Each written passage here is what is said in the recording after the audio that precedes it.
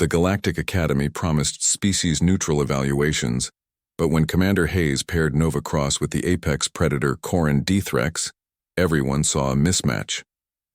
Laughter echoed as Nova's simulation ended in humiliation.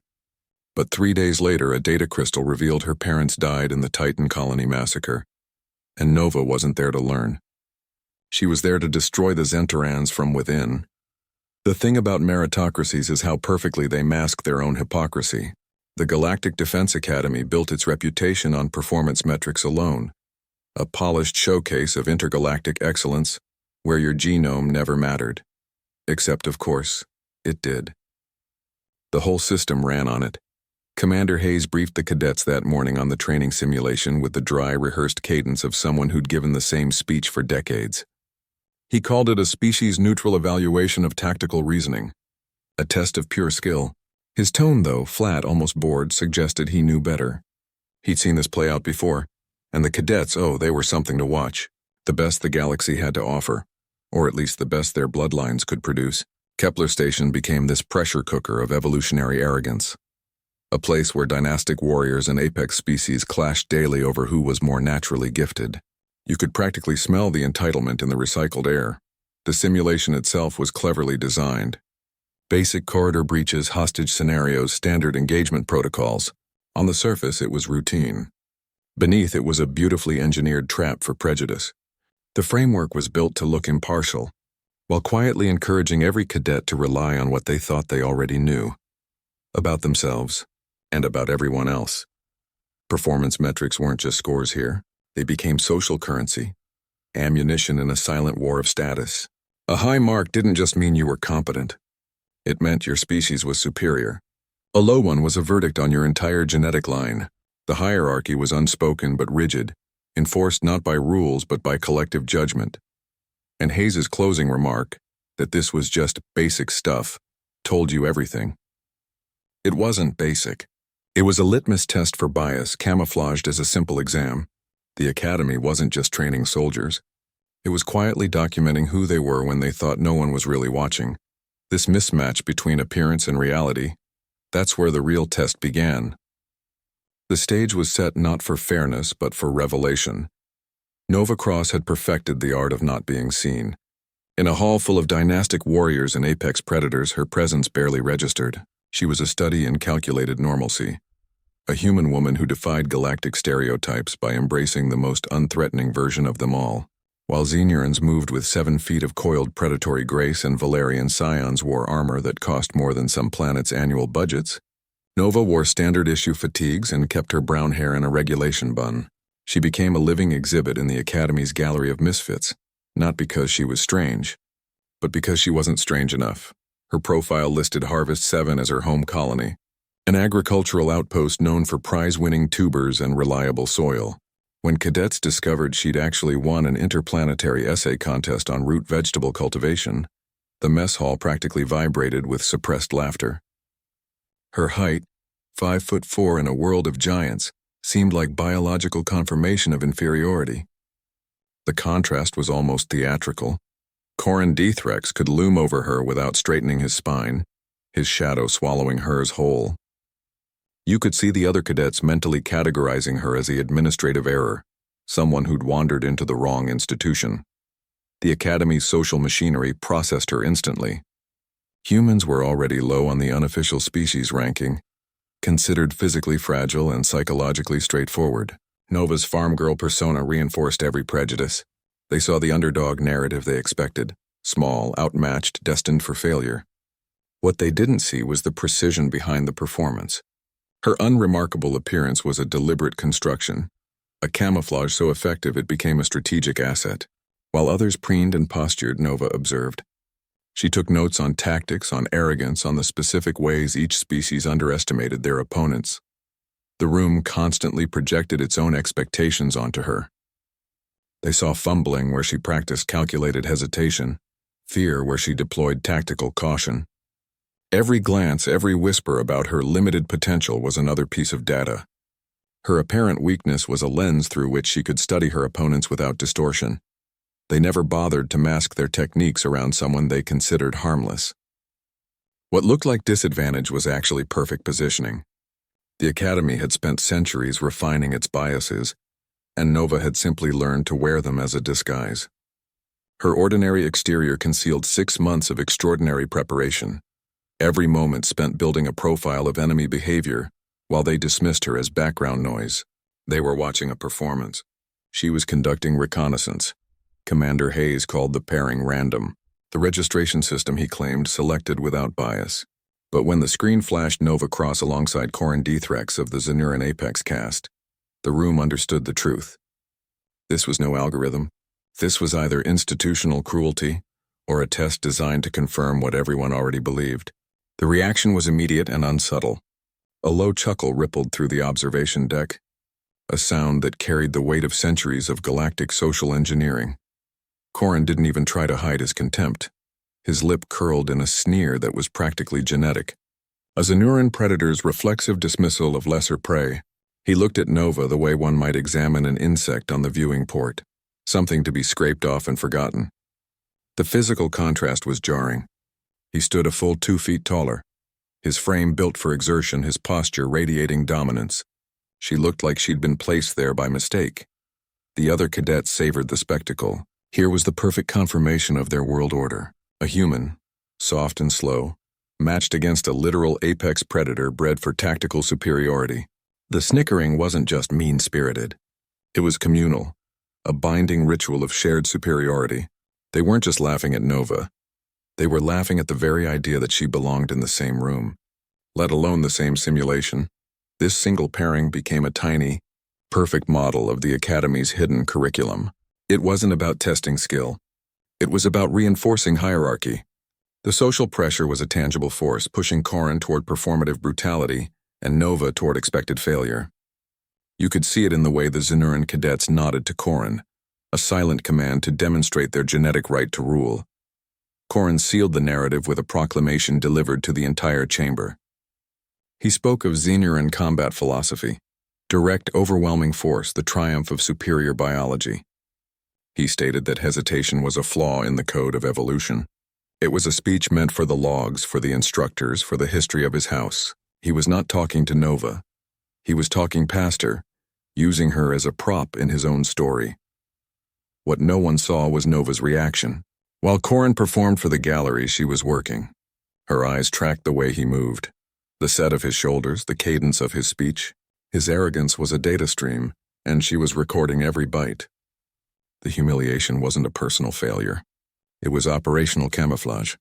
The perceived mismatch was, in fact, a flawless intelligence-gathering scenario.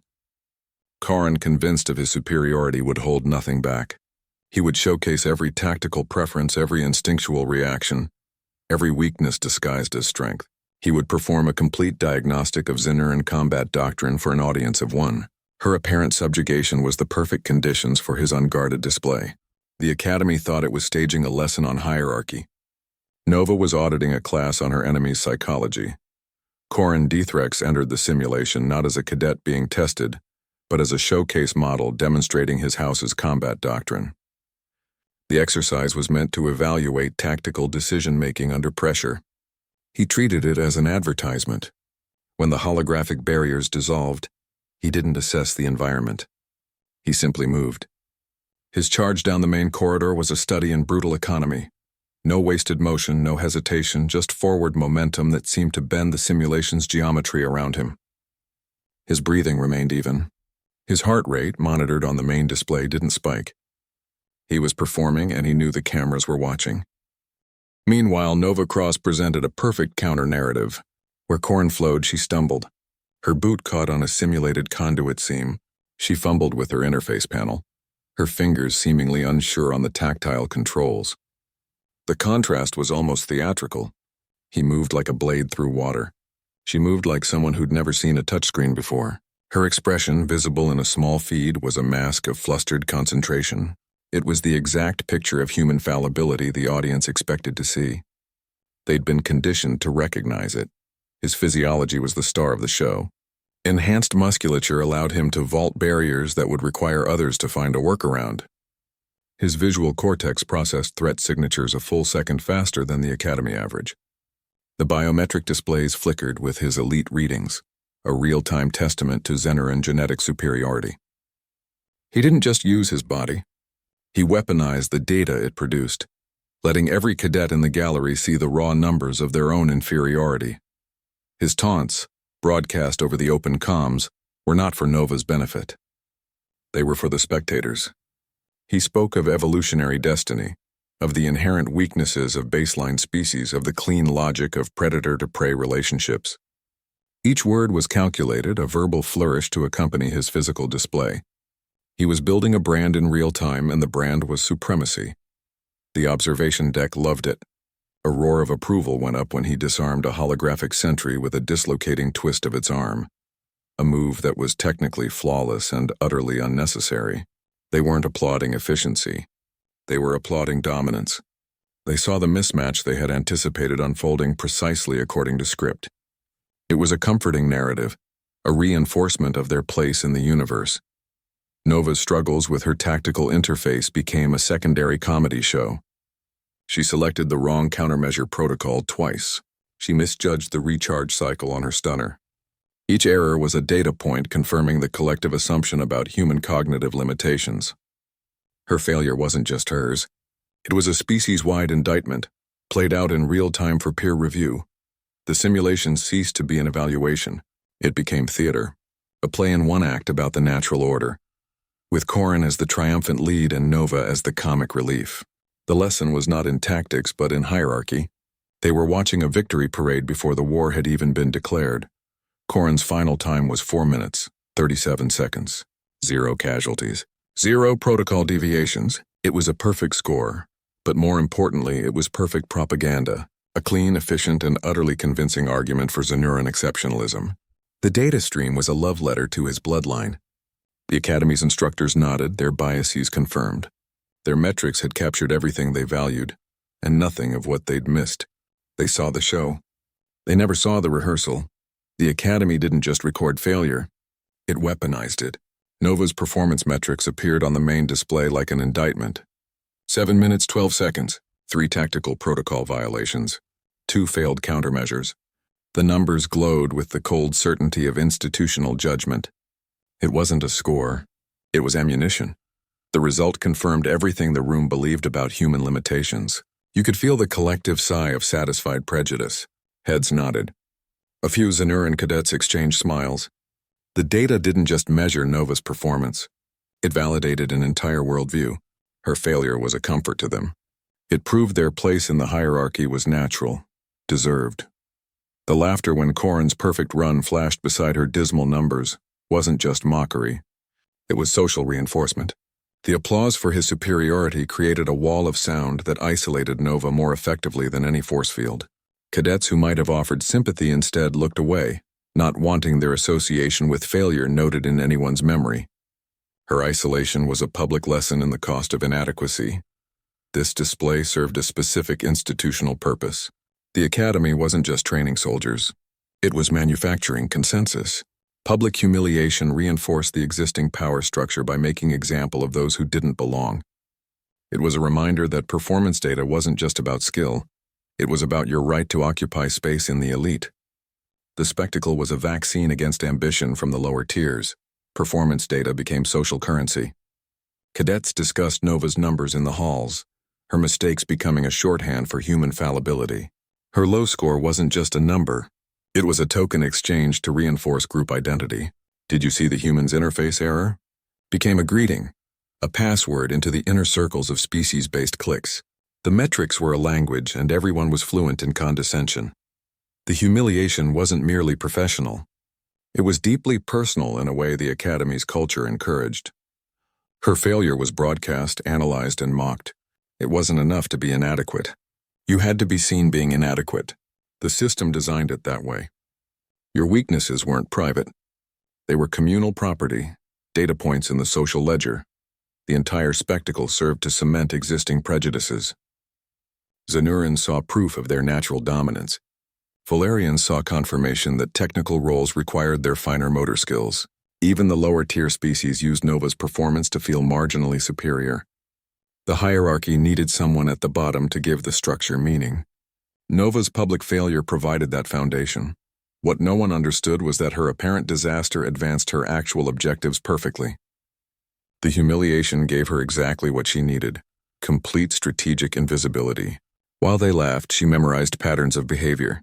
While they discussed her failures, she identified the social networks of her enemies. Her poor performance was a masterclass in enemy observation. The public nature of her failure made it invaluable. Every cadet who witnessed it formed a fixed opinion of her capabilities. They would carry that underestimation into every future interaction. They would speak freely around her, train without caution, reveal tactics they would never show a perceived equal. Her humiliation was a long-term investment in their overconfidence. The more spectacular her failure, the more complete her eventual victory would be. She wasn't just gathering intelligence. She was setting a trap made entirely of their own prejudice. The laughter in that observation deck was the sound of the door closing behind them. They thought they were watching a failure. They were witnessing the first move in a much deeper game. While the last cadet filed out of the observation deck still chuckling over Nova's disastrous run, Professor Kellum Morse remained. He didn't move. His attention stayed fixed not on Corin's flawless victory metrics still glowing on the main display, but on the small secondary feed showing Nova's exit from the simulation pod. The room had seen a confirmation of prejudice. He saw something else entirely. His expression held none of the crowd's derisive amusement. It was pure clinical assessment, the detached focus of a scholar examining an anomalous data point that refused to fit the established model. His perspective formed a stark contrast to the gallery's superficial judgment. Where they saw a sequence of clumsy errors, he noted their specific timing and placement. A fumble here coincided perfectly with a shift in Corin's biometric readings. A protocol violation there forced the Zenuran to alter his approach angle, revealing a slight favoring of his left side. The crowd processed the spectacle emotionally, a satisfying narrative of superiority. Morse processed it analytically, a series of inputs and outputs. This clinical approach defined his entire career. He was known for dissecting combat scenarios with the cold precision of a surgeon, valuing data over drama, patterns over pomp. His interest in Nova's performance wasn't personal. It was taxonomic. He wasn't asking if she failed. He was asking how she failed and to what specific effect. The emotional context, the laughter, the humiliation was just noise. The signal was in the choices she made, however disastrous they appeared. His sustained observation suggested he perceived layers to the outcome that escaped everyone else. The other instructors left to file their reports, their assessments already written. Morse stayed, rewinding key moments, zooming in on Nova's hands on the interface, the subtle shift in her posture during Corin's taunts. His interest didn't end when the simulation did. It deepened. He was studying the aftermath, the way she collected her gear, the lack of expected frustration in her demeanor. She didn't look defeated. She looked finished. Professor Morse represented a rare thread within the Academy's culture, the capacity for analysis that transcended ingrained bias. The institution was built on assumptions of genetic determinism, but his methodology was strictly behavioral. He evaluated what organisms did, not what they were supposed to be. In a system designed to confirm stereotypes, he was actively looking for the outlier that broke them. His presence was a quiet rebuke to the Academy's complacency. This guarded clinical interest would soon be violently justified. While the rest of the faculty annotated Nova's file with recommendations for remedial training or dismissal, Morse kept his notes private. He didn't see a failed cadet. He saw a performance so consistent in its inadequacy that it began to feel deliberate. The mistakes were too perfectly timed, the humiliation too complete. It felt like a construction. He was the only one who thought to look past the score. The numbers said 712, 3 violations, 2 failures, but numbers, he knew, were a language. And sometimes a poor translation hides a brilliant message. The professor wasn't watching the same simulation as his colleagues. They saw a verdict. He was watching an audition, and he was the only one who knew the real part she was trying out for. His terminal remained active long after the lights dimmed, a single screen illuminating his quiet, knowing skepticism in the darkening observation room. 3 days after the public spectacle of her failure, Nova Cross walked into Professor Morse's office and ceased to exist. The farm girl from Harvest 7, The clumsy cadet with the prize-winning essay on root vegetables simply evaporated. In her place stood Agent Nova Cross of the Human Intelligence Corps. She presented her credentials not with theatrical flair, but with the weary precision of someone finally laying down a heavy burden. The transformation was absolute. Her posture straightened, her gaze focused, and the nervous hesitation that had defined her public persona vanished. She was not reporting for a disciplinary review. She was delivering a briefing. She laid a data crystal on Morse's desk. It was a standard archival model, unremarkable and cold to the touch. Its contents, however, were anything but routine. It began with her parents. Not farmers, but deep-cover operatives embedded within the Zentoran logistical command structure. Their mission: investigate the emerging patterns of so-called agricultural restructuring along the fringe colonies. The official story was that they died in a terraforming accident on Titan Colony, a tragic equipment failure. The data crystal told a different story, a much uglier one. The crystal's encrypted files contained intercepted Zentoran tactical analyses. They weren't battlefield assessments. They were clinical, chillingly methodical studies on population displacement and resource reclamation. The restructuring was a calculated campaign of targeted colony elimination. The files outlined methods for creating plausible deniability, engineering atmospheric processor failures, introducing engineered crop blights, staging pirate raids with deniable assets. It was systemic genocide disguised as bureaucratic policy. The goal was not conquest. It was cleansing. Creating vacant, resource-rich worlds ready for Zentoran expansion, without the messy complication of indigenous populations. Titan Colony was not an accident. It was a case study. The files contained the operation order, a controlled depressurization event targeting the human settlement sector, timed to coincide with a magnetic storm to disrupt distress signals. The death toll was listed with Binglingde precision. 43 confirmed terminations. The names of her parents were on that list. Their cover as agronomists was maintained even in their death reports. The Zentorans had murdered them and filed the paperwork. The data crystal was more than evidence. It was a weapon. It contained shipping manifests for covert weapons deliveries, encrypted communications between high-ranking Zentoran military officials, and financial trails leading back to dynastic houses profiting from the seized territories. It was everything the galactic courts needed to indict the entire Zentoran High Command for war crimes. It connected current acts of violence to a decades-long strategic plan for territorial acquisition. This wasn't a rogue faction. It was state policy. Her presence at the academy was recontextualized in a single brutal moment. She was not there to learn. She was there to destroy. Her mission was to infiltrate the institution that trained the galaxy's elite, to study Zentoran combat doctrine from the source, and to identify the specific individuals responsible for her parents' deaths and the eradication of her home colony. The academy was not her school. It was her hunting ground. Every moment of her 6-month tenure was reassembled. The humiliation in the simulation was not a failure. It was the most successful strategic reconnaissance operation of the campaign. While Corin Dithrex preened and performed, she was cataloging his techniques, his psychological triggers, his every tactical preference. His arrogance was a shield that blinded him to her observation. Her public shame was the perfect camouflage, allowing her to operate in plain sight while her enemies celebrated her incompetence. The laughter in the observation deck was the sound of her cover holding perfectly. She had turned their prejudice into her primary intelligence-gathering asset. The thing about deliberate failure is how perfectly it conceals intent. Nova's 6 months of apparent incompetence weren't a performance review. They were a forensic audit.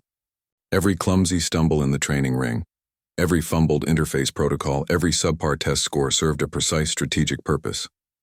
She wasn't failing to meet standards. She was using failure as her primary intelligence-gathering methodology. The Academy's rigid metrics, designed to quantify superiority, became her perfect camouflage. Her calculated inadequacy granted her something priceless: observational access. Being perceived as weak is the ultimate strategic advantage. Opponents don't guard their techniques around someone they consider harmless. Zenuran cadets practiced advanced combat forms mere meters from her, their arrogance ensuring they never glanced at the quiet humans supposedly struggling with basic drills. They saw a non-threat. She saw a living library of tactical data. Their dismissive sneers were permission slips to study them unobserved. Every public failure provided specific, actionable intelligence. A poor time in the obstacle course wasn't just a low score. It was data on Zenuran physiological recovery rates and pacing strategies observed from behind. A botched holographic engagement revealed how they prioritized targets under pressure. Her mistakes were a diagnostic tool, provoking reactions that laid bare their psychological patterns and instinctive responses. She wasn't just recording their strengths. She was mapping their overconfidence. This approach required a long-game perspective that the Academy's culture actively discouraged.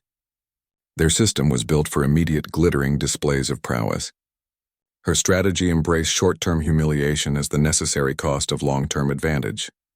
She sacrificed her reputation to bank their weaknesses. The laughter in the corridors, the condescending offers of help, the pitying looks. These weren't setbacks. They were confirmation that her cover held. She traded social standing for strategic depth. Her agricultural background, the source of so much mockery, became her most effective disguise. It explained everything. Her patience was a farmer's patience. Her methodical note-taking was about crop rotations and soil pH. Her calm demeanor under pressure was a trait of someone used to waiting out storms. The persona was so coherent, so internally logical, that it never triggered suspicion. They dismissed her as a simple farm girl because that was the role she wrote for herself. It was a cover story built from their own prejudices. The Academy's entire social hierarchy, with its ingrained species-based biases, was transformed into an intelligence asset. Their belief in human inferiority was the lens through which they viewed her, and she meticulously polished that lens. She gave them exactly what they expected to see, and in return they gave her everything she needed to know. Their prejudice was a security vulnerability, and she exploited it with surgical precision. The resolution was as simple as it was devastating. Nova's cataloged failures constituted her most successful intelligence operation. The terabytes of performance data the Academy collected on her were useless. The real data was in her own memory, a comprehensive profile of Zentoran combat doctrine, psychological triggers, and tactical blind spots assembled from 6 months of their unguarded performances. What the institution registered as weakness was, in fact, a sustained campaign of calculated psychological warfare. She didn't just gather information. She weaponized their contempt, turning their greatest strength, absolute certainty in their superiority, into their most critical weakness. The simulation humiliation wasn't an anomaly. It was the masterpiece. The Grand Melee wasn't a tournament. It was a galaxy-wide lecture hall with a body count. 64 competitors from 32 species entered a single elimination bracket, where the only rule was no rules. Victory came through incapacitation or surrender. The format seemed custom-built to showcase the physically dominant, the Zenurans, the Gorakians, the species whose evolution favored overwhelming force. It was less a competition and more a scheduled demonstration of predetermined outcomes. The Academy's broadcast network ensured a maximum audience for the spectacle. Every match streamed across the galactic core, complete with tactical analysis and species-biased commentary. The event became compulsory viewing for cadets and casual entertainment for billions. The broadcasts didn't just show fights. They taught lessons. They reinforced doctrines about what worked in combat and, more importantly, which species were built to execute it. It was a cultural narrative disguised as sport. Nova's entry into the bracket seemed like an administrative error, or a profound misunderstanding of the event's nature. Her name on the competitor list drew laughs in the staging area. Cadets who had watched her simulation failure shook their heads. Instructors checked the registration logs for bugs. Her participation challenged the fundamental premise of the event, which was to celebrate genetic superiority, not question it. She was a statistical anomaly in a system that despised anomalies.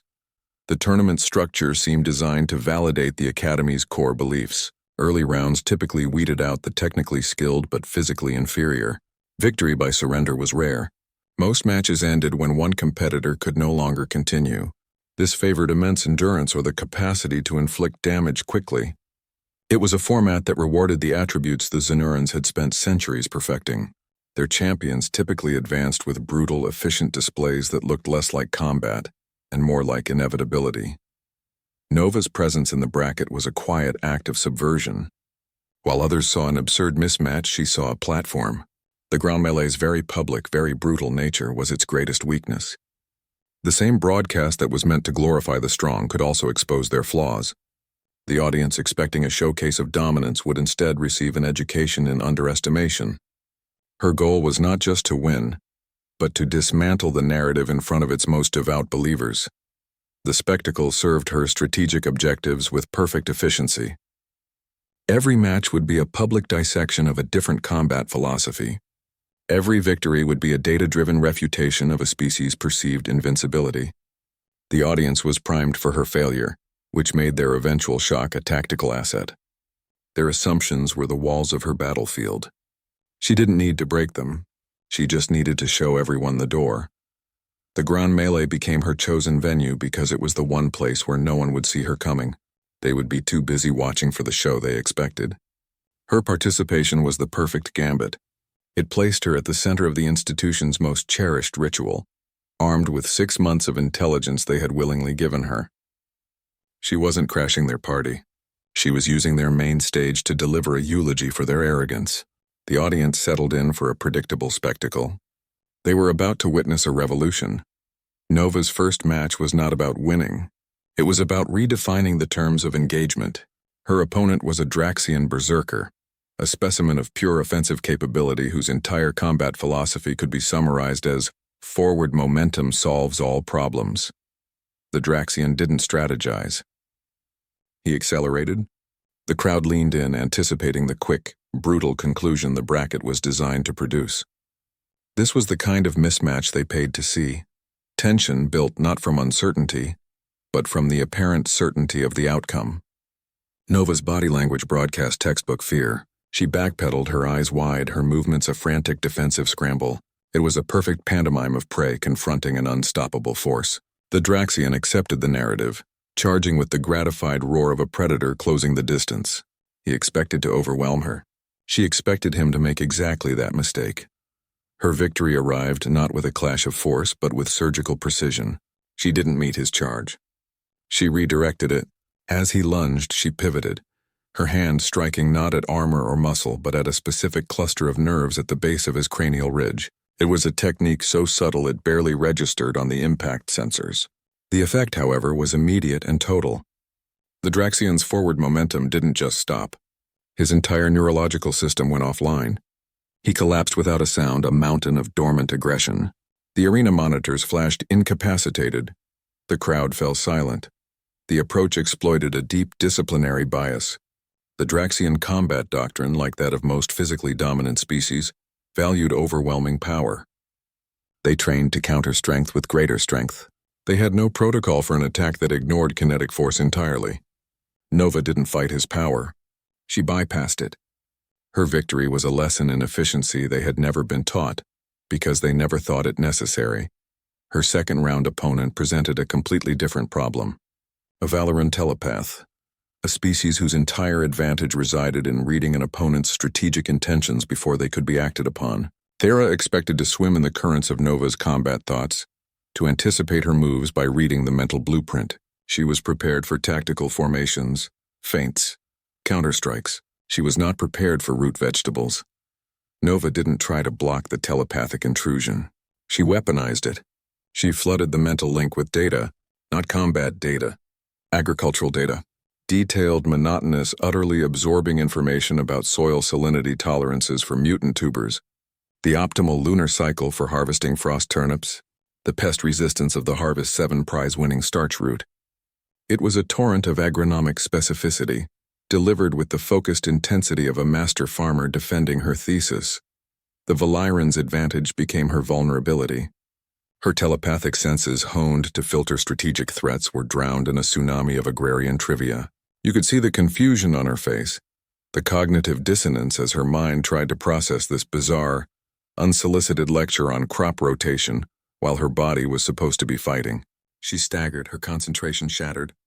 The link that was meant to give her dominance instead delivered a crippling informational overload. She faltered, mentally incapacitated by the sheer irrelevance of the data assault. Nova didn't throw a punch. She won by submission. The Valiran signaled surrender just to make the turnip facts stop. The resolution was both absurd and devastating. Nova had transformed her greatest perceived weakness, her agricultural background, into a potent form of psychological warfare. Her deep, seemingly useless knowledge became a cognitive interference tool of unexpected power. She didn't just defeat specialized opponents.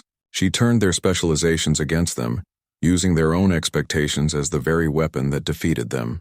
The crowd, expecting displays of physical superiority, witnessed instead a masterclass in exploiting disciplinary blind spots. The thing about a 12-foot Garakian is that they never get tired. At least that was the working theory. Brex Gorlak represented the Academy's ideal of unstoppable endurance, a being whose physiology was a masterclass in sustained output. His presence in the semi-final wasn't a surprise. It was an expectation. The match was supposed to be a formality, a final demonstration of raw power before the inevitable Zanuran showdown. The crowd prepared for a spectacle of force meeting superior force. They did not prepare for a puzzle. Nova's approach defied every combat instinct the Academy valued. She didn't engage. She evaded. The arena was a complex multi-level terrain of platforms, barriers, and narrow passages. Brex moved through it like a demolition crew, plowing through obstacles with gratifying crashes. Nova moved through it like a seamstress threading a needle. She took routes that seemed illogical, disappearing into shadows, using structural supports for cover. The contrast was jarring. He was a force of nature. She was a calculation. The tension built from this cognitive dissonance. The audience, conditioned for direct confrontation, grew restless. They wanted impact. They got infrastructure. Brex's frustration mounted with each failed lunge. His powerful strikes hit empty air or durable architecture. His breathing, once a steady, deep rhythm, began to show the first hints of labor. The grind of the match, designed to exhaust lesser species, was starting to register. Nova, meanwhile, maintained a terrifying consistency. She wasn't fighting his strength. She was auditing his energy expenditure. This was where human endurance revealed its true nature. It wasn't about spectacular bursts of power. It was about efficient conservation. While Brex's massive frame burned energy to maintain its own momentum, Nova's smaller form operated on a stricter economy. Every movement served a purpose. Every step preserved calories. She turned the match into a physiological audit, forcing the Garakian to pay a higher metabolic cost for every action. The arena became a spreadsheet, and she was calculating his bankruptcy. Brex's admission of fatigue when it came was not loud. It was a quiet, stunned exhalation caught by the sensitive arena microphones. He simply stopped, his great shoulders slumping, and looked at the small human still moving with infuriating calm on a gantry above him. He didn't surrender to her strength. He surrendered to his own depletion. The moment was unprecedented. A Garakian had never publicly acknowledged physical limitation. It was a tectonic shift in the Academy's understanding of capability. The match reframed the entire concept of endurance. It wasn't a brute metric of stamina. It was a computational problem. How to allocate resources, how to maximize efficiency, how to force your opponent to solve a more expensive equation than you were solving. Nova didn't outlast Brex. She outcalculated him. She applied intelligence directly to physiological limitation and found the weak point wasn't in his muscles, but in his methodology. This victory cemented the growing suspicion among the faculty that they were not watching an underdog story. They were witnessing a long game unfold with chilling precision. The girl they had dismissed for 6 months was executing a strategy so sophisticated it redefined the parameters of combat itself. She wasn't just winning matches. She was dismantling doctrines. Endurance ceased to be a biological trait. It became a function of applied intelligence. Nova demonstrated that the body's limits were not absolute. They were variables in an equation that could be optimized. She turned a test of raw power into a lecture on resource management, and the entire Academy was forced to take notes. The Garakian's defeat was not a physical failure. It was an intellectual one. He brought power to a fight that required a calculator. The finals of the Grand Melee were not a contest but a coronation in waiting. Corin Dithrex of the Zanuran elite stood as the living embodiment of his house's philosophy, perfected predation made manifest. His rise through the bracket had delivered exactly what the Academy advertised, a clean, brutal demonstration of genetic supremacy. He had dismantled opponents with a kind of detached mathematical viciousness that was almost artistic. His final opponent was supposed to be a worthy challenger from a physically compatible species. Instead, he got Nova Cross. The setup was almost too perfect. Apparent curated weakness against refined lethal excellence. The Academy's worldview, so thoroughly reinforced by her simulation failure, seemed poised for its ultimate validation. The tension was not in the outcome, which everyone assumed was predetermined, but in the execution. The crowd leaned forward, anticipating the final, satisfying proof of their beliefs. They expected a performance. Corin's initial charge was a thing of practiced, brutal grace. He moved with the same overwhelming force that had defined his entire academy career.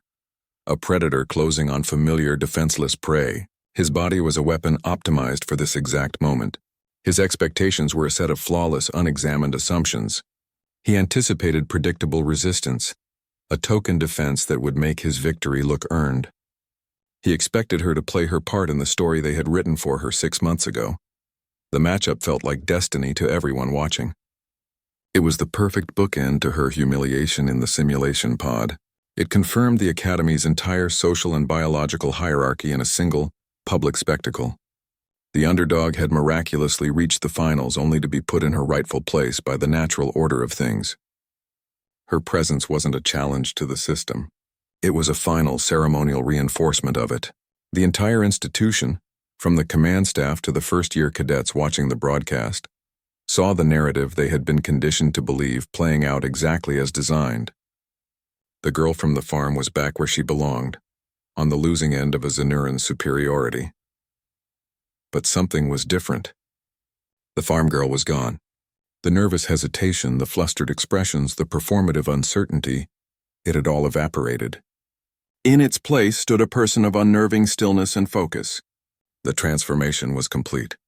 Agent Nova Cross of the Human Intelligence Corps was finally present, her cover discarded because it was no longer necessary. The mission's intelligence gathering phase was over. The confrontation phase had begun. Her body language was no longer that of a cadet. It was that of an operative whose objective was now in front of her. This shift announced itself not with a grand declaration, but with a quiet, precise identification. She didn't call him Cadet Dithrex or even just Corin. She used his full name and dynasty, a formal, almost clinical address that carried the weight of a dossier being opened. It was a subtle but profound power shift. She was not speaking to a fellow student. She was addressing a subject of interest. The dynamic of predator and prey, so solid moments before, developed a hairline fracture. Then she mentioned Titan Colony. 2 words. The name of a remote agricultural outpost that should have meant nothing to a Zenuran dynast. But the way she said it, flat, cold, heavy with unspoken knowledge, changed everything. It wasn't a question. It was an accusation. It was a key turning in a locked door. You could see the confusion flicker across Corin's face, the first crack in his predatory confidence. This was not part of the script. The fight ceased to be about tournament victory or academy rankings. It became about something infinitely more personal and damning. The confrontation was no longer a sporting event. It was a reckoning. It would test not just their combat skills, but the very foundation of the preconceptions that had brought them both to this moment. The arena's lights glinted off her neutral expression. She was not there to win a trophy. She was there to settle a score the audience didn't even know existed. Nova Cross moved with the ghost of a Zenuran elite in her muscles. Her 6 months of meticulous study unfolded in real time, a chillingly precise display of stolen knowledge. She didn't adopt their forms. She perfected them. Her adaptive timing and anticipation were not reactions. They were predictions. She flowed around Corin's attacks not because she was faster, but because she had already calculated the angles, the momentum, the micro-expressions that signaled his intent. She wasn't matching his technical superiority. She was flipping it, using his own doctrine against him with a refinement that bordered on mockery. The Predator's techniques, so effective against everyone else, failed against her human precision. His powerful strikes met empty air. His feints were read and ignored. His combos, designed to overwhelm, were dismantled before they could build momentum. The sheer physical disparity between them made the spectacle even more unsettling. She was still 5'4". He still loomed over her. But the dynamic had inverted. He was the one expending energy. She was the one controlling the fight's geometry. The application of force, not the force itself, became the decisive factor. The crowd's roar diminished to a confused murmur, then to absolute silence. You could hear the hum of the arena's environmental systems. The collapse of their expectations was a visible thing. Jaws went slack. Postures shifted from celebratory to bewildered. They were witnessing the impossible. The foundational belief of their institution, that genetic superiority dictated outcome, was crumbling before them, dissected by a girl they had laughed at days before. Each parry, each dodge, each perfectly timed counter was a silent rebuke to their entire worldview. She fought with a predator's precision while maintaining the appearance of physical inferiority. There were no enhanced muscles, no kinetic amplifiers, just flawless technique applied to a standard-issue human frame. It made her victory not just a win, but an argument. She was demonstrating that skill, honed through study and intelligence, could eclipse raw biological advantage. The spectacle was a direct challenge to the Academy's core philosophy. Then she began to speak. Her delivery of the Titan colony truth was not an emotional outburst. It was a clinical recitation. She weaponized psychological warfare, layering each fact over her physical actions. She described the atmospheric processor sabotage as she evaded a lunge. She listed the names of the logistics officers who signed the work orders while deflecting a strike. The fight became a duel on two fronts, the physical and the psychological. She was attacking his focus, his certainty, his very identity. The number 43 hung in the air, 43 dead humans. A statistic became a weapon. She included her parents' names, their actual names, not their cover identities.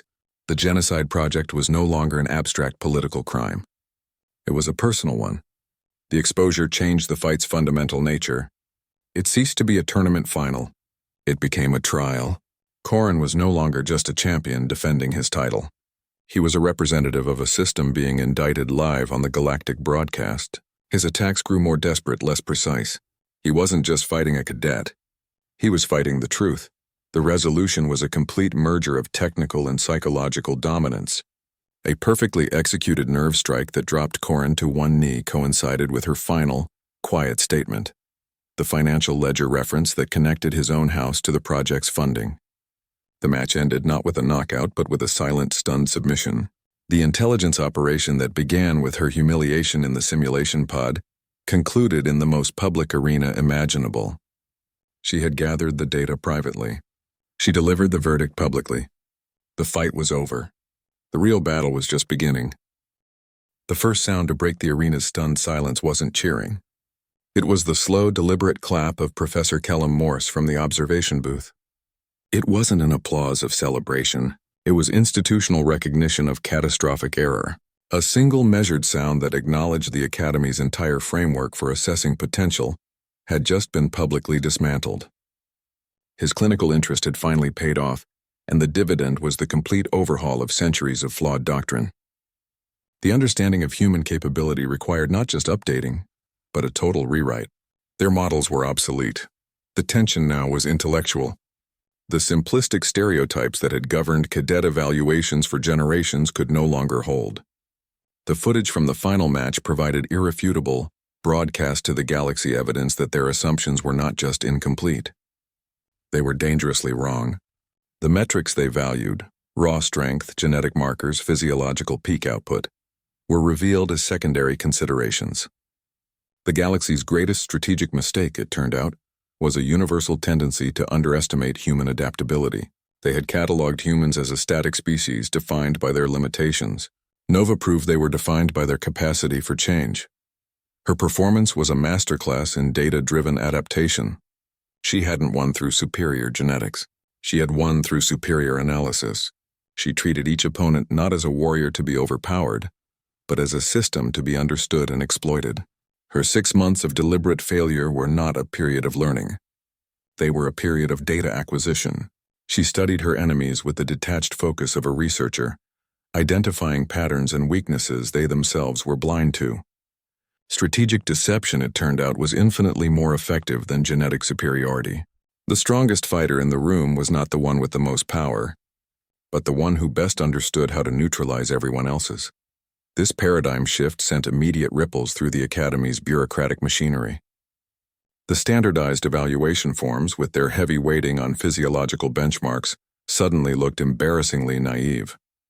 Future cadet assessments would require a complete overhaul, incorporating cognitive flexibility, strategic creativity, and psychological resilience as primary metrics. Species assessments, those deeply ingrained hierarchies that dictated everything from squad placement to resource allocation, were officially invalid. The entire galactic power structure, so carefully built on a foundation of biological determinism, now had a critical crack running through it. The girl they had dismissed as a farm kid was playing a game so much deeper than anyone had understood. It wasn't about fighting better. It was about redefining the very concept of strength. Her victory redefined combat from a test of power to a test of intellect.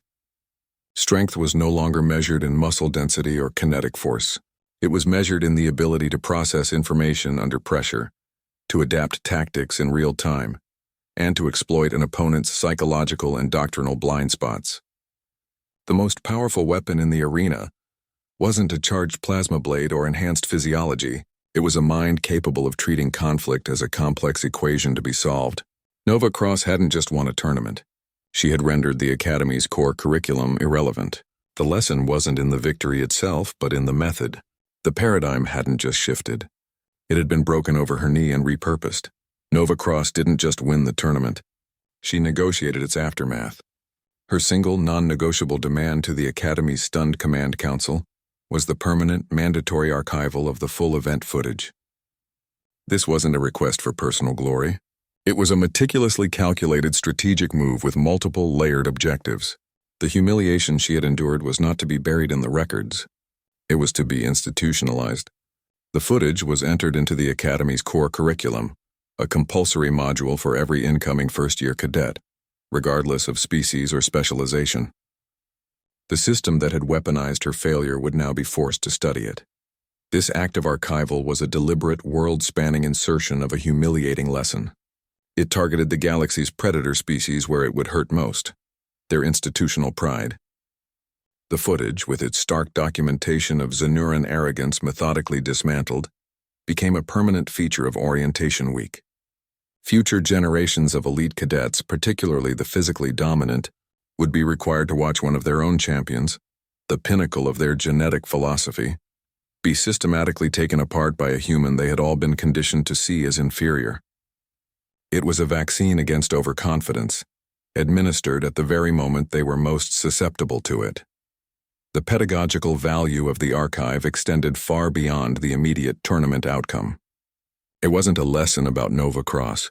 It was a lesson about prejudice. It demonstrated with brutal clarity the consequences of underestimating an opponent based on superficial metrics. Cadets saw the direct line connecting Corin Dethrex's initial sneer to his final stunned submission. They witnessed how his unshakable belief in his own superiority became the weapon used against him.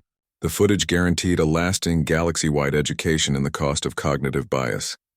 First-year cadets would now learn from the documented mistakes of their predecessors rather than being doomed to repeat them.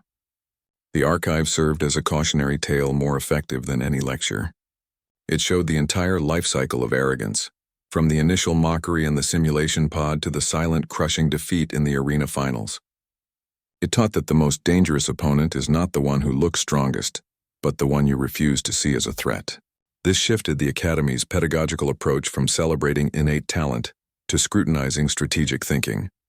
Furthermore, the footage became perfect raw material for intelligence training.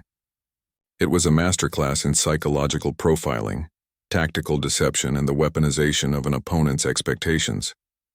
Instructors could pause the recording at any moment and point to a dozen data points Nova was collecting, while appearing to fail. It showed how to build a comprehensive dossier on an enemy using nothing but their own unguarded performances. The mandatory viewing ensured that the Academy would now produce analysts who looked beyond biometrics and sought the hidden patterns. The resolution was a profound and permanent institutional change. By making the footage compulsory, Nova ensured the lesson would outlive her. The humiliation was transformed from a personal experience into a foundational educational tool. It became a fixed point in the Academy's history, a story every cadet would know before they ever set foot in a simulation pod. It was a constant, quiet reminder that strength is not a static measurement, but a dynamic calculation, and that the galaxy's most dangerous predators are often the ones you never see coming. The laughter that once echoed in the observation deck was now a prescribed part of the curriculum. a sound future cadets would learn to recognize as the prelude to a catastrophic miscalculation.